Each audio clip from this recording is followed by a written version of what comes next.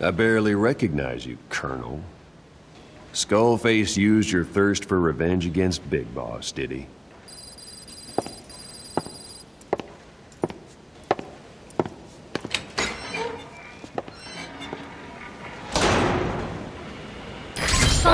I've updated the mission list. We've received some new job offers. The details are on your iDroid.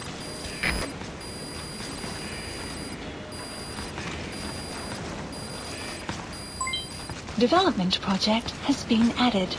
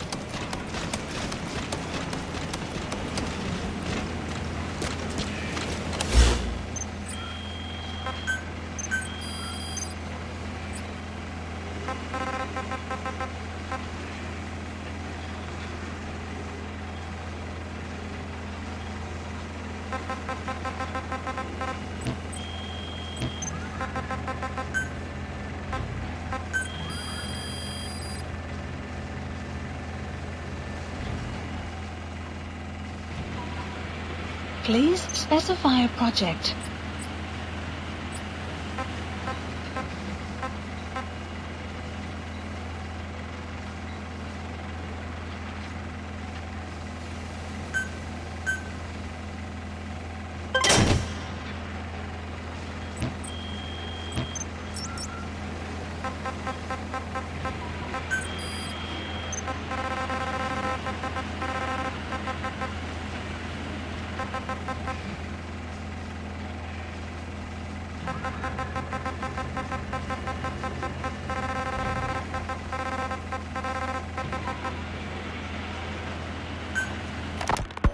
Volgan, the GRU colonel, was burned alive with the Shagohod during Operation Snake Eater 20 years ago. Despite suffering severe burns to his entire body, he still clung to life. After you left Seleniarsk, Volgan's body was taken to a research institute in the outskirts of Moscow, but modern medicine couldn't explain why he was still alive. Not that the colonel was any ordinary man to begin with. That constant electric current he had running through his body that he could unleash at will. To be honest, I was always uncomfortable around him. Thought I might get electrocuted just by standing nearby. The institute studying him was tasked with investigating and developing human paranormal abilities. The comatose Volgan was used to further the Soviet Union's research into such abilities. But not long ago, the facility burned to the ground.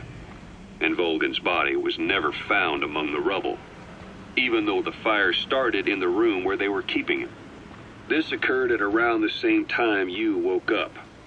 If Skullface was right, and a thirst for revenge can turn a man into a demon and keep the dead alive, then this man on fire who's been coming after us ever since you woke up, well, that just might be what's left of our old friend Volgan. It's not over yet. Back in '64, in Seleniarsk, you brought his plans for a utopia down in flames. That grudge is what's keeping him alive. The day the research facility holding Volgan burned down, a Soviet jumbo passenger jet happened to crash nearby, far away to the north of that hospital in Cyprus. On board the plane was a young boy who was being studied at the same facility. The plane fell to Earth from over 8,000 feet, but the boy's body was the only one not recovered. At almost exactly the same time as the crash, Volgan awoke in that facility. According to the Research Institute's documents, the gifts this boy demonstrated included psychokinesis and telepathy. To protect his mind from being inundated with other people's thoughts, he always wore a kind of gas mask. A rudimentary form of psychic insulation, apparently. We don't know where this boy is, but if Skullface is connected to him, we may cross paths with him yet. This boy is part of a new age where nothing we understand about the world makes sense anymore. Don't let your guard down. Clouds approaching.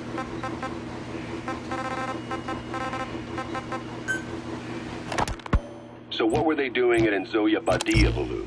That facility with all the people laid out in rows? The abandoned factory Shabani was held in. It is precisely as you guessed. Black Anna was coding languages into the vocal cord parasites. They infected the subjects with the parasites, then made an incision in the throat to expose the vocal cords. That allowed them to play recordings of a desired language directly to the parasites. And the parasites learn the languages that way. That's some teaching method. I just don't get how a bunch of bugs had the brain power for it. They don't. Do not judge them by human standards. They do not learn as a function of intellect. Then how do they do it? What language the parasites react to is coded into their genes. You could expose the Japanese strain to English for years, and it would never learn the language and react to it. The pronunciation, rhythm, and structure are different. But what about, say, Spanish and Portuguese? Linguistically, the two are very close. Yeah, they're both Ibero-Romance languages. Even so, a Spanish language mating pair exposed to Portuguese will not copulate. Only when they hear Spanish. Only then. And the majority of their offspring will be the same. So it's a literal case of a mother tongue. But if that's so, I don't see how the different strains can be created in the first place. Well, among the many thousands of offspring, there may be just a few that react to Portuguese. You're talking about mutations. Correct. Playing the tapes helps to identify the mutant strains. Those specimens are then isolated and bred with one another. From their children, specimens that react more strongly to Portuguese can again be selected and bred. Repeating this process creates a strain that reacts solely to Portuguese and never to Spanish.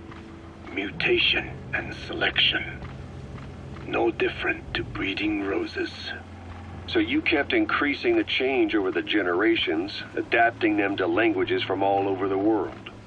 Must have taken a hell of a lot of patience. More like patience. Just how many died for this? There's something I still don't get. In order to tell which larvae will react to Portuguese, you'd have to let them develop and then see which copulate. That means you'd need tens of thousands of guinea pigs. There's no way you could do that in a facility that small. For normal selective breeding methods, you would be right. But there is a more effective selection method when training the vocal cord parasites. Go on. It is not only when mating that the parasites listen for language. Shortly before hatching, larvae display markedly increased activity in reaction to particular language. The active eggs can be identified under a black light, so the eggs that react to Portuguese are selectively placed in the throats of subjects. So you see, narrowing down strains that react to the target language is an effective process. Though I'm sure that even so, many lost their lives to create the various strains. Taken against their will into that dungeon. There are two reasons for playing the tapes for the parasites. One, to isolate the eggs that respond to the target language. And two, to cause the specimens raised from the selected eggs to mate. I get how the system works. But why do they respond to language before they even hatch? It's not like they can mate from inside an egg. It is because the larvae learn the language before hatching. You mentioned that what language the parasites respond to is hard-coded into their genes, and that they don't have the brain power to actually learn a language. But then you say that the larvae at Nzoyabadiabulu were learning the languages in the egg. Your story doesn't add up. Your country is home to a unique songbird. The Japanese bush warbler. Sure, what of it? What a beautiful call it has. But no bush warbler can sing it perfectly at the start. As chicks, they can barely chirp at all. They must learn from their parents and other adult birds. Only then can they sing properly and attract females. So naturally, there are individual differences in each bird's call. Though they start on the same footing, each bird is influenced by its teachers. And the parasites are the same? Like the birds, the parasites have a genetic predisposition towards a particular language. But while in the egg, the larvae's ears are tweaked by listening to the voice of the host.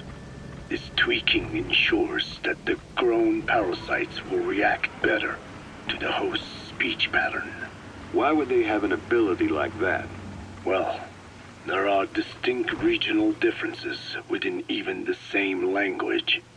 Rare is the language that has no unique dialects. Yes, learning the host's speech pattern before hatching attunes the larvae to whatever twist of pronunciation it will encounter. This adaptive ability is what makes them so formidable. I see. So a language requires selective breeding, but the parasites can learn dialects by themselves. Of course, having the egg-stage larvae listen to the tapes in the factory was not meant to teach them. It was more important to use that trait of theirs to identify the mutated strains. As I mentioned earlier. Is that really accurate enough to use as a weapon? You could wipe out a neighboring ethnic group by accident if their pronunciation is too close. What you say is true. In that sense, they are imperfect as ethnic cleansers. But for his purposes, they are good enough. His objective was not to exterminate any one ethnic group, but to render the world's lingua franca, English, inert.